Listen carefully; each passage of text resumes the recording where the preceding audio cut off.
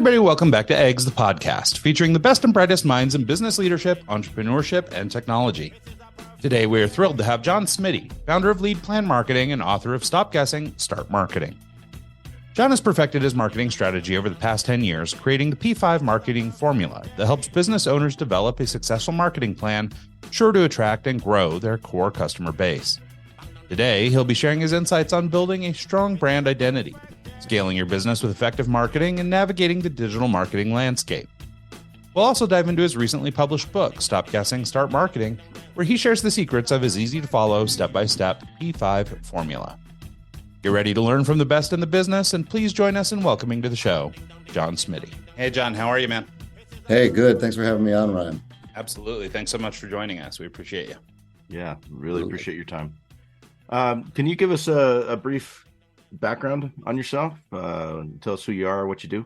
Yeah, sure. So who I am is John Smiddy. I own and run a marketing agency called Lead Plan Marketing. And I started my career back in, I always say my career starts in about 2005. And at that time, I was working as a touring artist. So it's funny because the transition going from touring artist into marketing really was a natural one for me, because understanding your audience is like the core piece of marketing. You got to understand the audience that you're talking to. You got to understand how to cater to that audience, right? And how to get a group of people like we used to do to a stage. How do we get them now to a website, say, as one example? So I was touring. I did a pretty large tour, Vans Warped Tour, 2005 through 2008. And in 2008 is when I decided that I was going to leave touring and I was going to leave music, that it wasn't what at that time I was 27-ish years old. I know I was getting close to 30, and starting to have these thoughts of like, is this really going to happen for me? Should I continue down this path? I didn't want to go too far down the path and then it's too late to make a transition. So I decided, I'll take what I know and see if I can use these skills that I have and transition into a career. And at the time, a lot of what I did for the group that I was in was all of the marketing stuff. And this was back when like Facebook was starting to come out and MySpace was big and stuff like that. I was going to bring that up. I remember that time frame and doing the MySpace bots and the trying to get the likes and the follows and all that. The 2005 and all that stuff. Yeah, that's some good so times. I was using those tools to promote our shows. Not only were we doing like Vans Warped Tour, we had a stage, the Skull Candy stage on that tour, but also we were doing dates in some of the cities that were outside of the tour that we were on. And then also, we had times when we weren't on tour and we were just booking shows. And so I always assumed the role of the guy who was doing the marketing and the promotion, because whether it was me working with a DJ or me working with a band, usually the other counterpart of that particular situation was more into like the performance and the creativeness and that side of it. But I was always about the business. And so I remember working on Facebook, promoting a show we had coming up and thinking, if all I had to do was this, just like promote on Facebook, I would be happy with this. And then I started kind of building on that. And, that turned into, could I do this for businesses? That turned into me becoming a sponge and learning everything that I could about marketing. And then I took a job working for a magazine, NM3 magazine. And at that time, it was like digital was starting to take off. Print was dying. I'm selling print ads. The print ads have to be good because people are A, not willing to spend money on them. B, if they do spend money on the ad and it doesn't convert, like I lose them, the retention's low, right? So I started focusing on copywriting. And because of that, I started focusing on having good calls to action, for print ads first. So I started to retain clients for that magazine. And then I went from there on to work for a TV station, and it was the same type of a thing. I learned quick that if the commercial that I created for a business wasn't bringing them business, then it was bust, and they would only stay on for a couple months, and then, retention would just fall out. So I, at that time, I hired a guy, Richard Borison, who's a copywriter and a coach. And I paid him a pile of money to work with him direct. He was selling like an online course. And I paid him a bunch of money to work directly with me instead of taking the course, and like teach me everything, type of a thing. And he taught me how to write really compelling copy. And because of that, my retention was strong at the TV station. And those clients that I was doing TV ads for started asking me to consult them on other things. It started with, how can we create like a really good offer for this next commercial that we're going to do? And then from like, how are we going to bring them from seeing that commercial to the next step, which now we're getting into websites and things like that. So I started consulting them. And then I was at that same time taking more and more, courses and things like that. I was a sponge for Jay Abraham. He's one of my favorites. Also, I've always been big on sales. So guys like Grant Cardone, and then ended up launching my own company and leaving the TV station. I launched Lead Plan Marketing in 2016, and, been doing it full time for myself ever since. Yeah, no, it's funny. We mentioned it before the show or before we started recording, and listeners of the show will know, but Mike is a DJ and plays clubs and does all that kind of stuff. So he's got some affiliations with the music business, and even beyond that, he does a lot of recording and stuff these days too. But it's funny hearing your story, because Mike and I make these parallels all the time with the music business, because my business too was born out of the back of a tour bus. And I wasn't talent, but I was management. So I was running around managing, road managing these little bands and stuff as we were coming up. And I was an art guy. So my business began with doing concert posters. And basically I was doing the posters, and I got to the point where I was doing so many posters, I had to start charging for them. And thus a business was born. And so, but I always ran the money. I always did the business part of the music business. And I wish I'd have learned to play an instrument or something in that time. But I never did. But it's funny, because we've always made this parallel between sort of trying to be an artist or a musician or whatever, and trying to be an entrepreneur, because I think people look at them as totally different. Like, they're both, like, one is wildly creative and one is just business or whatever. But what we've discovered through, 300 interviews on the show is that the creative juice that fuels the artist is the same that fuels the businessman. It's all the same. Yeah. And so it's really cool to hear your story, because this is it's evidence of what me and Mike espouse all the time. So anyway, I appreciate so many you guys that I grew up with doing music with, that same thing, like they're in careers now that it all started in that basement with that karaoke machine for us, and it turned into, now I have friends that own large recording studios. I have a friend that's a sound engineer for a stadium down in Florida. The list goes on. I got another friend that's a stage manager.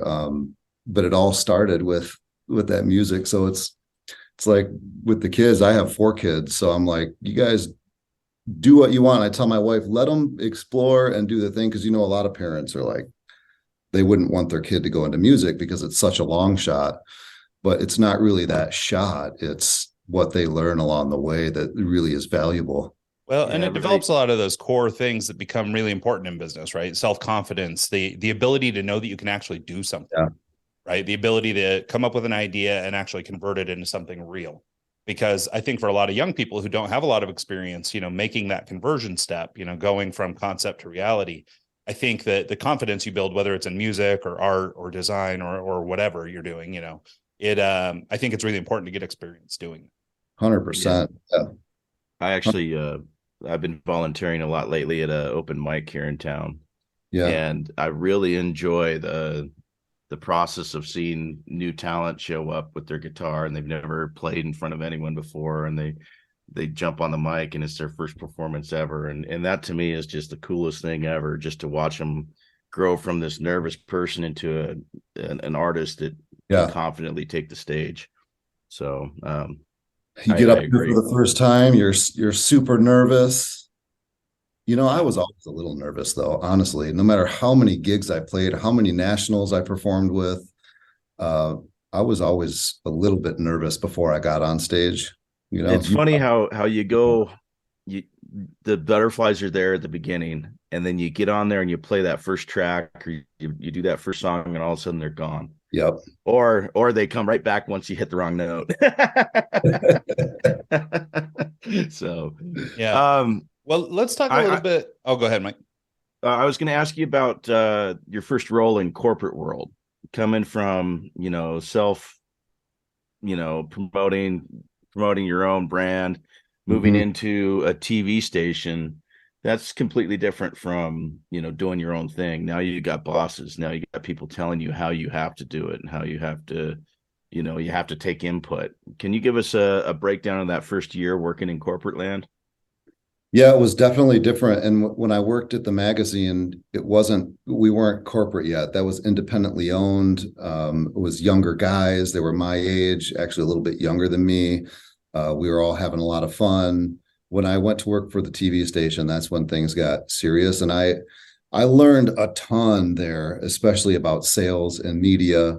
Obviously all the copywriting stuff that I was doing helped get me to where I'm at. But it was very much numbers focused. And I remember we'd have these sales meetings, where the GM of the station would come in and say, sales are down this quarter. I need ideas for how we're going to get sales up. And somebody would raise their hand. Some idiot would raise his hand, over here and stand up and tell his idea. And the GM would say, that's garbage. That's the worst thing I've ever heard. Next. And I remember sitting there with good ideas going, I'm not going to raise my hand because this guy's going to crucify me in front of everybody if he doesn't like it. And that's when I started to think, I think I could take these ideas somewhere else. The whole corporate thing, it's so numbers focused, and it's non-emotional, and it's just very rigid. And I knew when I started Lead Plan that it couldn't be that way, although you have to have some focus on the numbers, right? You have to be making sales and things like that. But I never, ever wanted somebody in my company to feel like they couldn't raise their hand with an idea, because I knew those ideas that I had were great. In fact, one of those ideas I took to help launch my company. Had I given it to that TV station because I wasn't scared, they would have made a lot of money off of that idea. No doubt about it. So what was it? It was a funnel that I created for a school system that I was working with. I was doing TV commercials for them, but they needed something. They would, again, going back to digital was really taking off, internet was really taking off, and they needed something to help get, more kids signed up to go to their school, because here in Michigan, we have open enrollment where it doesn't matter what area you live in. Like, I can send my kid to school in the next county over to the public school. I don't know if it's like cool where you guys live at, but a lot of states, you have to be living in that county. School of choice, it's called. So when that happened, these schools, I was working with a few different schools. They were all like now thinking more like businesses, where they had to advertise and get the message out that they had a better sports program, music program, on and on. So I created a funnel that was like advertised on social media.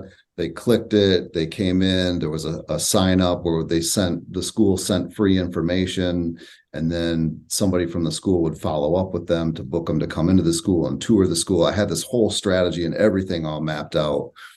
I didn't bring it up in one of those sales meetings because I was scared of the GM, who actually is one of my friends now, and I talked to him. But I did take it to the sales manager, and she looked at it and looked at me and said, John, this will never work. Like, it was like way over her head. So that was right close to when I left. And when I left the station, I went to that school and I sold that deal to that school, and they killed it. And that was one of the first deals that I sold for myself. That's a great story. Yeah, that's awesome. I wonder if we couldn't start to transition. We mentioned at the top of the show your P5 marketing strategy, but it's also related to your book. So I wonder if you talk a little bit about just sort of, I guess, your vision or your approach to marketing that you felt needed to be canonized in a book. And then let's talk a little bit about the content of that. Cool. So I guess that formula started for me back in would have been 2017. I got a call from a supplement company that needed some marketing done. And basically at the time they were too big for me. But I analyzed everything. I had like one guy working for me and I was like, we're not ready for you guys. And the owner said, I respect that. I'm going to check on you guys in a year and see if you're ready. So he called me back in a year. We were ready, barely. We probably weren't, honestly, but we took him on. And he asked me to map him out like a marketing strategy. We were doing search engine optimization work for him. And he's like, I need more than just search engine optimization. Like, we need a whole marketing strategy. And so I took the basic buyer's journey, right? Which is awareness, consideration, decision. It's the 3 steps that we know every prospect goes through on their way to becoming a customer. But within that, there's several things that have to happen. I started looking at that buyer's journey and I'm like, well, in awareness, what do we need to do in awareness? What do we need to do in consideration? What do we need to do in decision? And from that, I turned it basically into 5 pillars. So number 1 is we have to be found. In that awareness phase, pillar 1 in my book is be found. So it's all things advertising, search engine marketing. It can be things like going to trade shows. It can be things like joining associations. Anywhere, and what I'll do when I'm creating a marketing plan for a client is I'll list out like anywhere I think we can, what I call intercept a buyer. Where can we intercept them at the right time with our message? And we'll have this whole list. And, later on, I'll whittle that list down, but I always like to start with a massive list. So now we know, once we have our message and we've devised our unique selling proposition and all those things, we know where our audience is at so we can get that message in front of them. But once they see that message and they take action on whatever that call to action is, they click that ad, the next step is we have to build a connection with them and we have to show them that we understand and empathize the problem that they're having. So pillar 2, build a connection or be known. How will we get them to know us, right? And be known by them. Usually nowadays that's done at a website. We're going to get them to click on an ad. They're going to come to a website. Now we want to have some copy that we've written in such a way that we show them that we understand the pain and we're really tapping into the emotional reasoning behind why they would make a purchase. It's a mattress company. Your back hurts. When you click on that ad about somebody with a horrible back or in back pain, you land on the website, you don't necessarily want to hear, we're XYZ mattress company who has been in business for 25 years, generational or whatever it might be, located at this in this area, here's our phone number. No, you want to read messaging that's about you and the problem that you're going through, and then be led to the conclusion that this company can resolve that problem for you, right? So in that second pillar, it's all about creating that messaging. And there's other things, getting them to opt in to like an email list so we can further get them to know us, further build that connection. But after that connection is built, and this is one that a lot of businesses miss, and we know it in sales, we have to gain trust before we can ask for a purchase. Mm-hmm. And it's really no different in marketing. They know who we are. We've got them in awareness. They've come to the website and now we've built that connection with them. We've tapped into some of those emotions. Now we have to show them that they can trust us in the example of the mattress. It could be eliminating risk with a warranty. It could be breaking down, how that mattress is made, the unique process behind creating that mattress, the materials that the mattresses are sourced for the mattress, the factory that it's in. I think I said, did I say warranties? No, I said guarantees. Warranties would be another one. So we want to make a list now of all the different accolades, processes, guarantees, warranties that we can use in that trust pillar so that we can create a strategy to gain their trust. So if we've done all that, they've found us, they've connected with us, we've now earned or gained their trust. the next thing would be to ask for the purchase. So how are we going to ask for the purchase in this marketing plan? And usually what will happen there, I work with some service brands, but I work with or companies, but I work with a lot of product brands, especially in the supplement industry. So in that kind of a marketing plan, we'll map out all the different discounts that we could give at different times and get, sign-offs from that for the proper people at the brand or at the company. Any holidays we want to have special offers, but usually with supplements, it's a first offer. So you'll see a retargeting ad. Usually you've been to the website. Now you go back to your Instagram, you see a retargeting ad for that product that's like 50% off. That's what we would call a loss leader, because we know that if we can get them to buy that, we already have a second and third offer in line before we lead them to a subscription. So we're willing to lose 50%, make that offer, you make the purchase, then you get your product in the mail and it has a second offer with it. Hey, on your next purchase, enjoy 20% off maybe. We get the second purchase, then we know that our chances of getting them into a subscription model are quite high. They liked it enough to buy it again. So let's offer them a deal on a subscription. Just giving you an example of how that strategy could work for pricing.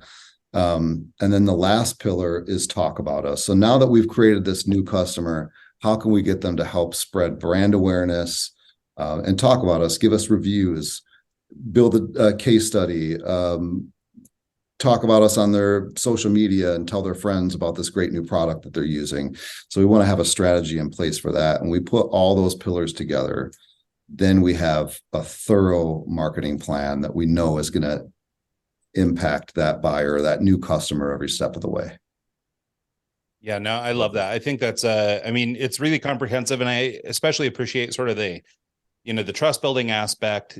I think a lot of people sort of lump that into like awareness or whatever, like they're building trust, but I like calling it out as a separate thing.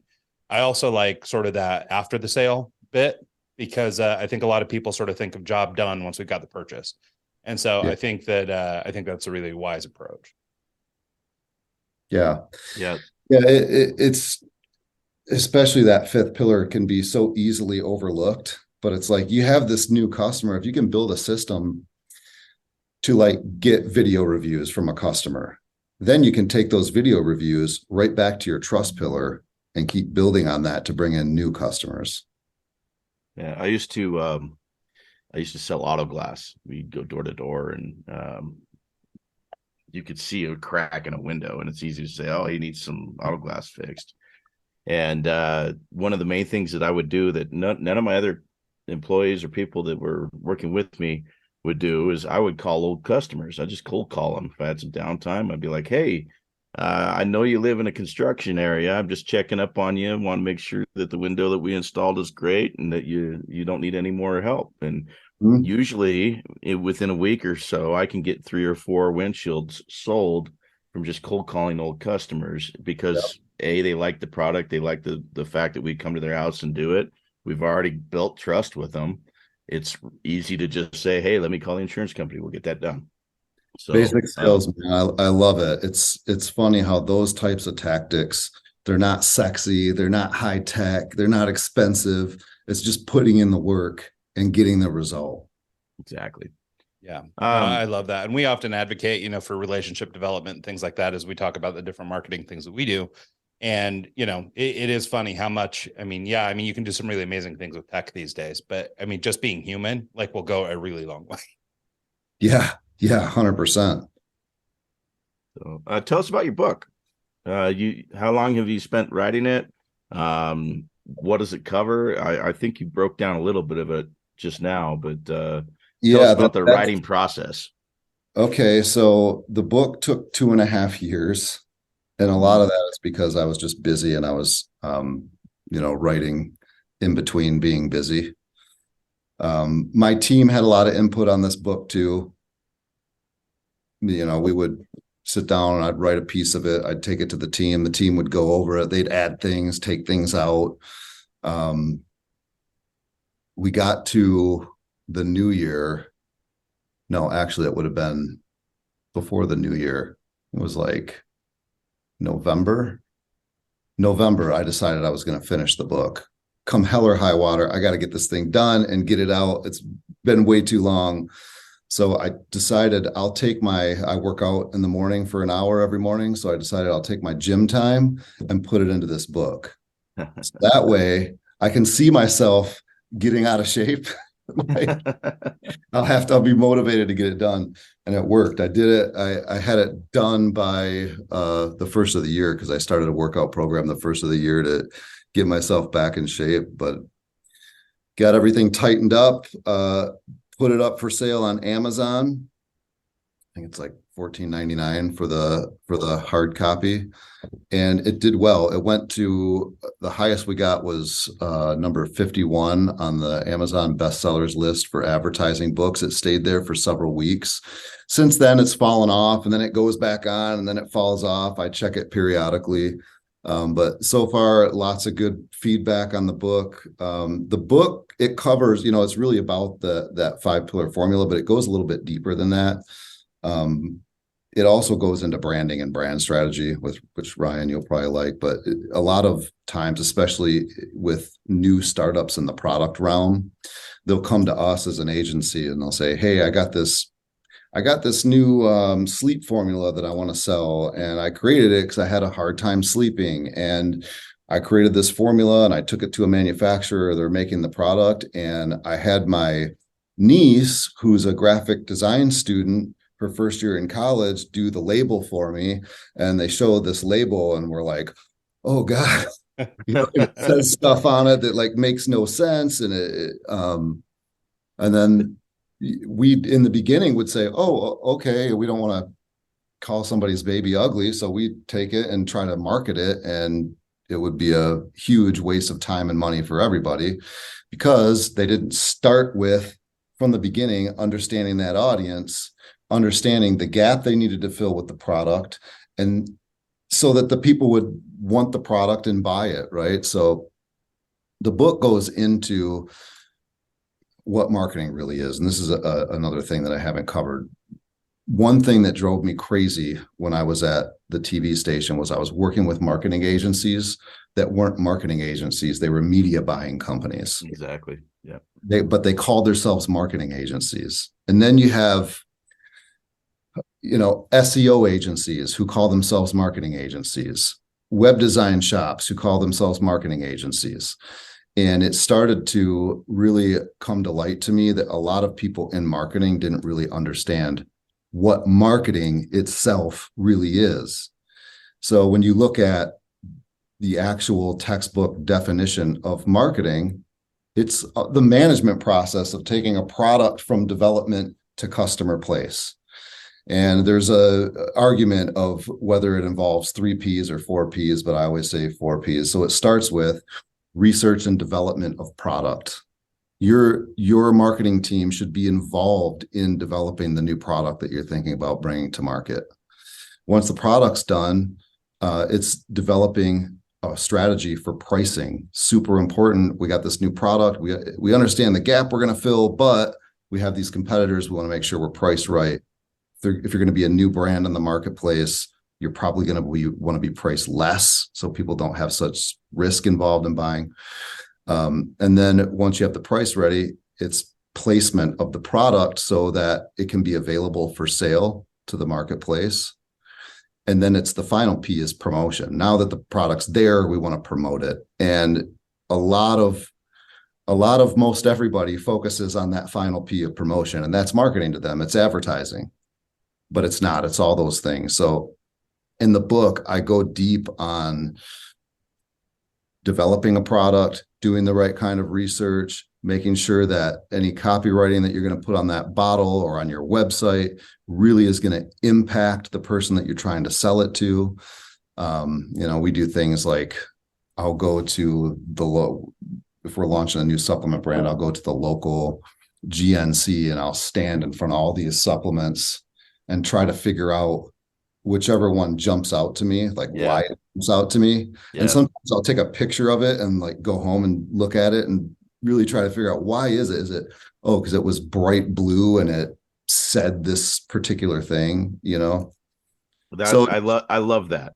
The fact that you went and looked at what an actual store shelf And this is what my product's going to be sitting on. What stands out on this shelf to me? And then you find it, then you analyze it, then you figure out why. That's a huge step that I think a lot of people just don't do. So yeah, they don't. And they just, I've seen some pretty interesting labels from people that we had one that this guy had a testosterone product that we rebranded and launched. It did really, really well, but he had this whole idea around Top Gun, and he wanted to do these bottles that looked like Top Gun, and they were like really terribly done. And we started digging into the audience, which is middle-aged males who are into health and fitness, and they're really the guys that he's after are like doctors, professionals. They're less likely to fall for something so gimmicky, you know. Mm-hmm. Had he launched with that, I don't think he would have done as well, but he argues with me because we launched right around the time the new Top Gun movie launched. He's like, I don't know, man, we want a huge opportunity. Yeah, it might have worked, but it might not have lasted long. So I think you're probably giving good advice. I wanted to just kind of go back a little bit to what you were just talking about, because I could like almost hear audibly all the hearts of young entrepreneurs and small businesses breaking, because they all do exactly what you're talking about, right? Where they start a product or start a brand or start whatever based on, you know, a pain point they're trying to address or a thought they had or whatever, right? So they go ahead and just start down the road of some kind of product, and then they try and engage with a company like you, and they already brought it to you, right? They didn't begin the process in, like, I guess, this ideal formula, the way that you were talking about. And so for the person who has done that, you know, I guess it seems to me that you're skipping some steps, or like that individual has skipped some steps, but I mean, it's hard to, I guess, put the dog back in the house, you know, or the horse back in the barn. In a lot of instances, maybe not to change a label, but maybe they're just going to product with some, or going to market with product that just, I don't know, just doesn't work, or it's a bad idea. You know, how would you advise these young companies, these startups, these people who are, you know, the one-man operator who's building their place, but they've just by sheer will and just by pushing snow uphill have managed to make some sales and, you know, have what's starting to look like a company, and they're ready to engage with a company like yours? How do you, I guess, write the path for them so that, you know, they can take whatever they've done, but it's not a total waste, and, you know, begin to sort of layer new information on top of that? Yeah. Two things that I always say that I've seen personally in successful brands is A, there's a really good product, and B, there's a really good owner who's what I call the heartbeat of the brand. And it's that person that you're talking about that is behind the brand, pushing it uphill, even though the graphics on the label might not be the best, or the product maybe doesn't fill the biggest niche, but they're still able to, through pure will, sell the product and start to build the company. If you have that in place, you definitely can. There's exceptions to every rule, right? But you will get to a point where you've established that company. I'm working with a brand that's going through this right now. Actually, I started doing SEO work for him 5 years ago.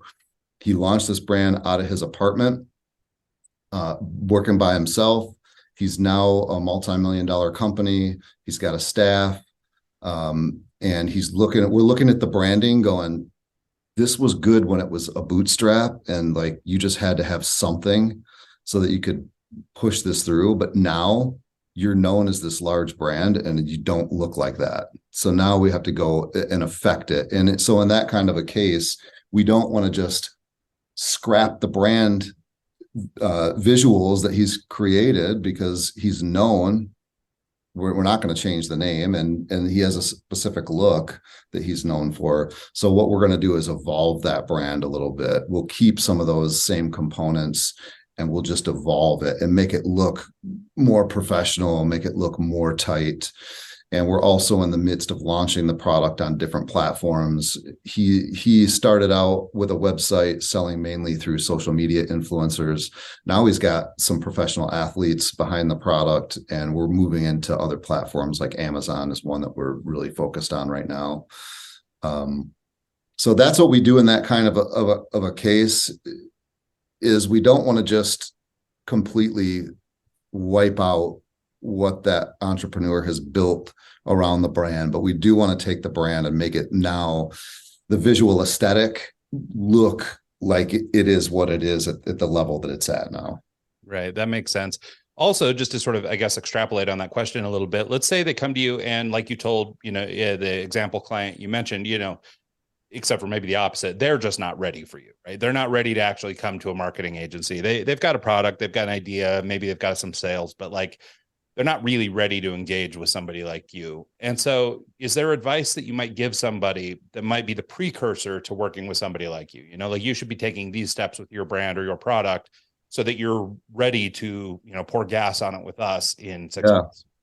Yeah. I mean, I would just think really about your customer and who you're selling your product to. And maybe you're at a level where you've already done that. But think through that journey that new customer especially takes, and make sure that you're hitting all those different pillars that we talked about and that the book talks about. That's going to give you a really structured foundation, for scale. As far as, other than that, it's just work hard to get the sales and keep pushing and growing the company till you get to a level where you can contract somebody. Or an agency, if you're going to contract a freelancer, this is another mistake that I see a lot, is you get a designer and you say, we want a website. And the designer goes, okay, cool. Here's a website. And you're like, I think let's change this. Let's do this. We don't like that. Let's move this. That can go back and forth a lot. If it's just a freelancer, they may not have a process to deliver exactly what it is that you want. So if you're working with a lot of freelancers before agencies, just be prepared to direct. And if you really understand your customer and your audience, then you should be able to direct that freelancer to say, hey, I need a website and it needs to do X, Y, Z. It needs to have this kind of messaging. We're going to be talking to this audience. Because that freelancer really is an extension of you. That freelancer is a tool. So in order to take your brand kind of that next level and your sales to the next level using those freelancers, just be prepared to direct and give them what they need so they can give you what you need. Yeah, I think that's good advice. I also want to dig into a little bit this idea of knowing your core audience. Mike mentioned, and you were talking about the process of, just looking at the thing on the shelf and trying to understand what it is that brings you in. And Mike mentioned that that's just something that I think most people just don't do, right? They just don't take the time to even do it. I think that happens a lot for especially small to maybe up and coming businesses, people who are actually getting sales. Maybe they don't know who their audience is in particular. Like they have started selling to a group of people. Some people are buying their product, but like they don't really know who it is that's their audience. And you hear stories all the time about, oh, well, I was selling to so-and-so group, but then so-and-so group discovered it. And then it was like, night and day different. And so I wonder, do you have any thoughts around, identifying a core audience and understanding who you're speaking to at those really early levels?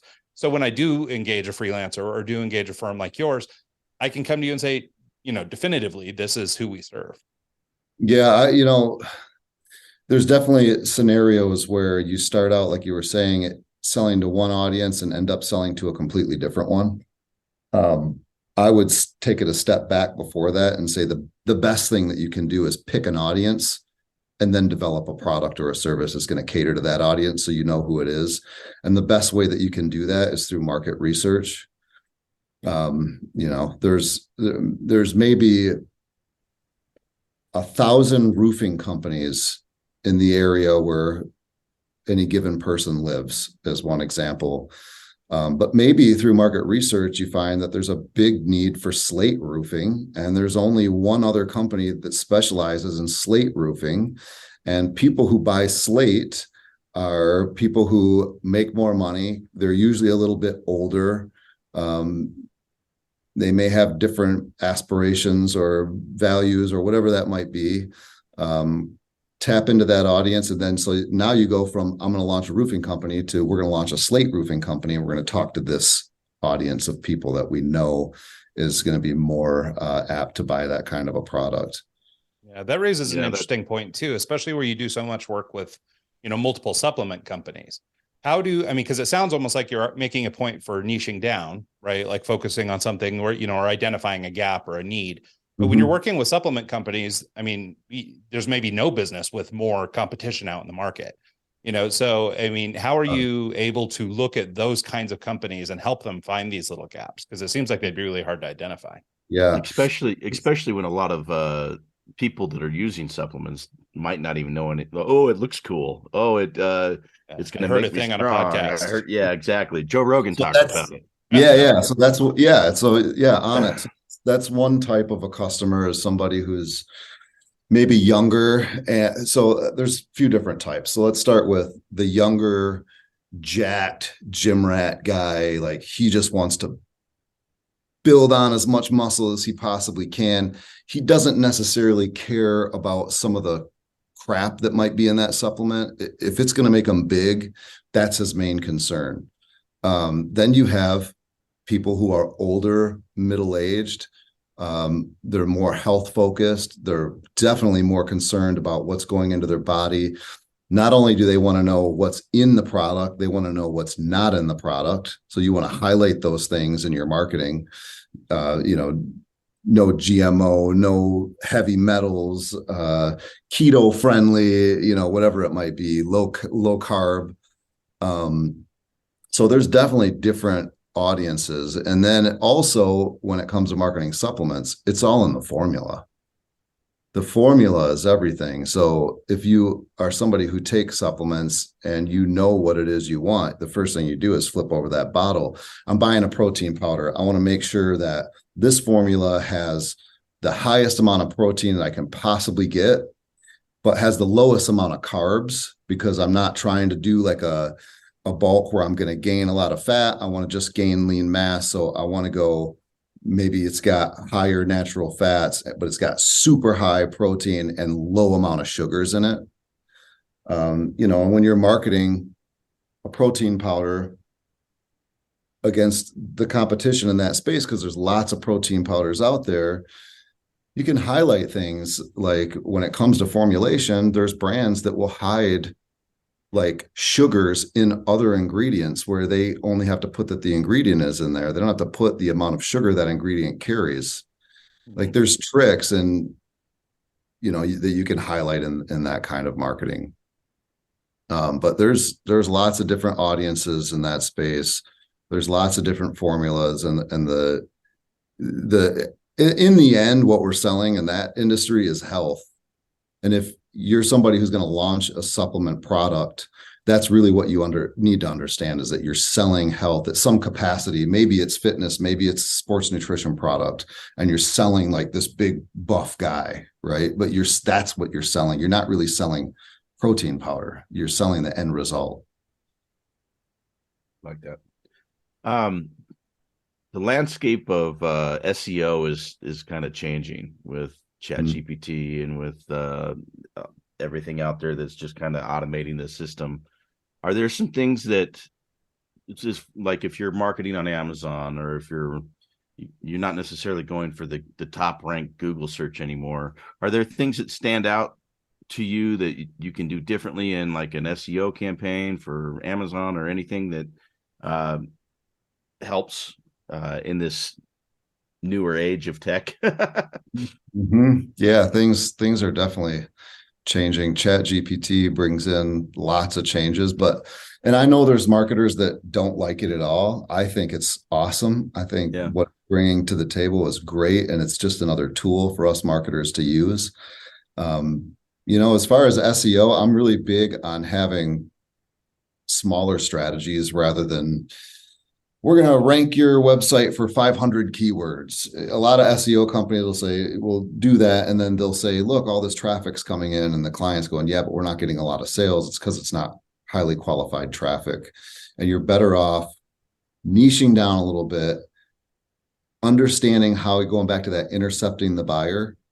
How can we intercept this buyer at the right time? I'll give you an example that I use for my own website. So we work with a lot of new supplement brands, and we know that the best time we can intercept our buyer for a new supplement brand buyer is when they're looking for a manufacturing facility. Because if you decided today that you're going to, create the next elderberry immunity supplement, the first thing you would want to know is, how much is it going to cost to manufacture it? That's like the starting point. So we made a top 5 list of the best manufacturers in the industry for startups, and it shows their certifications, their minimum order quantities, the size of their facility, if they do capsules, powders, liquids, things like that. And we published this article on our website. And then we worked to rank that article on the first page of Google nationally for when somebody was searching best supplement manufacturers. I remember is one of the keywords. There were others too. So we got that to rank on the first page nationally. And then when you click it, which we got a lot of clicks because we did the work for somebody who's new. They're like, oh, great, here's the top 5. I'll just click here. Boom, it lists them out. And then at the bottom, it offers them a guide to start a supplement brand. The guide just top 10 things you need to do to start a new supplement brand or something like that. You fill out the information. Now you go into an email sequence. Now we start bringing you into this whole world through that email sequence of building a supplement brand. And we're getting the customer before they get to the manufacturer so that they don't come to us and go, hey, I had my niece design this bottle. And so that kind of an SEO strategy has worked really well for us. And I've used that same type of a strategy in different industries. It's worked really well. And then with what you said about Amazon, the interesting thing about Amazon is that algorithm loves traffic that comes from outside of Amazon. So if you're a brand that's selling on Amazon, if you can, anything you can do to bring people to your Amazon listing is going to show that algorithm that the product is in demand, and it's going to increase your visibility of that product, which means you're going to start, just like on Google, you're trying to move up for keywords, same thing on Amazon. It's going to go, oh, the product's in demand. Let's show it to more people, and your keywords are going to start improving those ranking positions. So I always say, if you can use SEO to bring traffic usually into your website and then send it to your Amazon listings, if you're focused on improving Amazon sales, that's a great way to go. Not everyone's focused on improving Amazon sales. They'd rather sell through the website. There's higher margins. Amazon's not taking a cut, but yeah, that makes sense. No, I think that's really interesting. Well, and that's a cool strategy too, to sort of intercept your people ahead of manufacturing. That's sort of would negate some of the problems we've discussed on the show. Yeah. Funny. It's hilarious because Ryan, one of his favorite quotes is to say, as a graphic designer, his biggest competition is someone's niece or nephew. And you mentioned it twice. See, it's always somebody's niece, I'm telling you. So one thing I want to get into, we talked a little bit about, when somebody comes to you with cruddy label, right? So we've talked about the visual aesthetics a little bit, but you started early on in our conversation talking about a focus on copywriting. And so I wonder if we could talk a little bit about just sort of the role of storytelling and marketing, and then sort of how we balance being creative for creative's sake with like making sure that we're hitting key metrics and that we're actually driving a result that we're hoping to achieve. Yeah. So we at Lead Plan, we practice Donald Miller's story branding. Have you read that book, or do you know who Donald? I'm familiar with it. Yeah. Okay. So when you're doing what's called the brand script, I always present it as the brand script it's the story of what it is that we're taking to market. It could be a product, it can be a service, but it's what we're taking to market.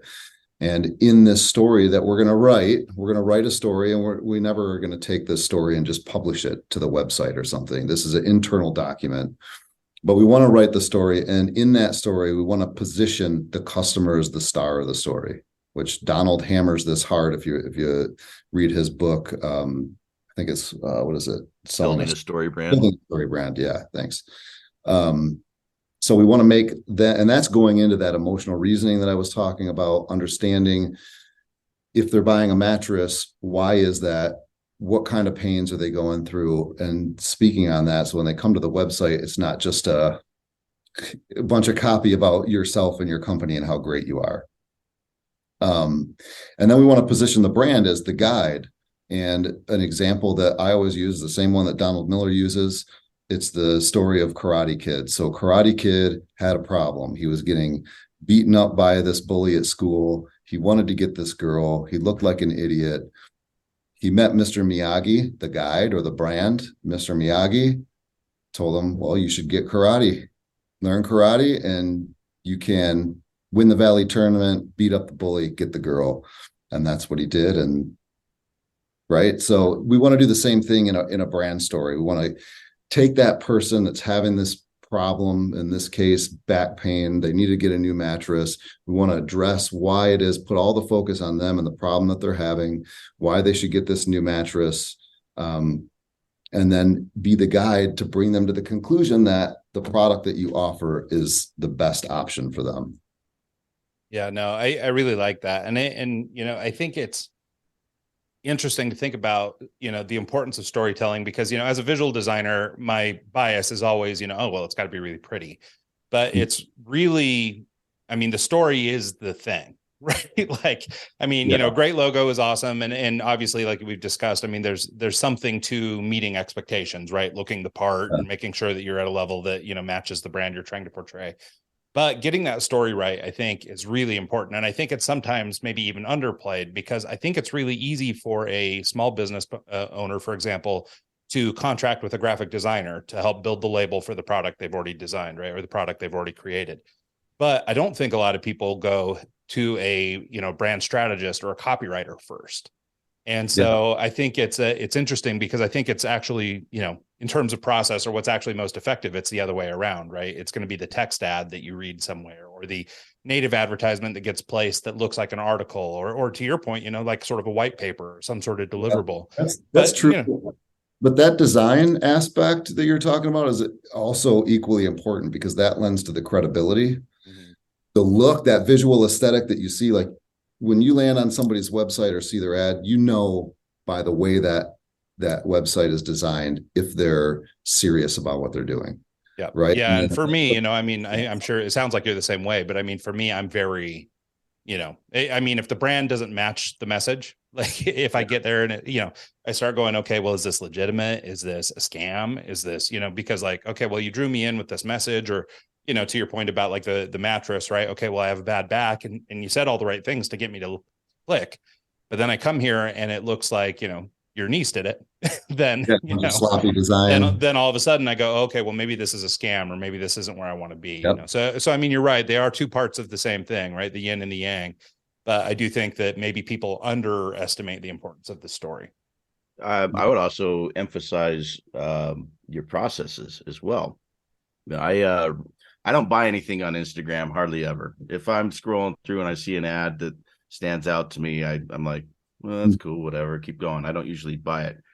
The one time that I clicked on an Instagram ad and said, I got to have this, I clicked through everything, and the checkout process was garbage. Like, you couldn't actually buy the product.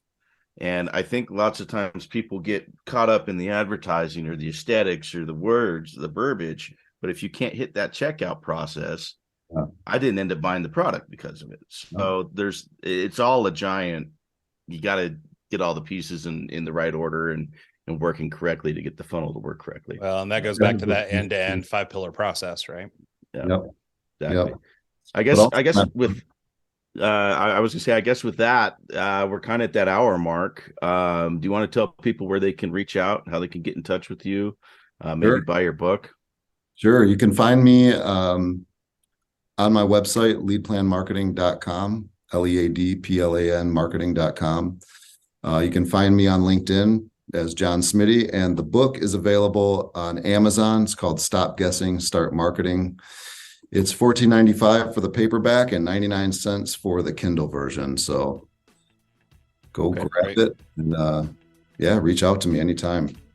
That's awesome. Well, yeah, thank you so much for taking the time to do this. I think, a lot of the things that we covered in here, like, for people who spend a lot of time in marketing, they seem sort of basic, but I think for the entrepreneur, for the up and comer, not all of this stuff is as obvious as it seems, right? It is in the sense that we all go through this process, like, even if it's happening subconsciously, when we go to make a purchase, we do all these steps, but to really break them out and think about them, individually and apply a process to it, I think is really powerful for people. So thank you for, putting together the book and for sharing your knowledge here. Yeah, guys, thanks for having me on. It was great to meet you both. Likewise. Absolutely. And thanks so much to everybody who tunes into the show this week and every week. And we'll see you guys next time.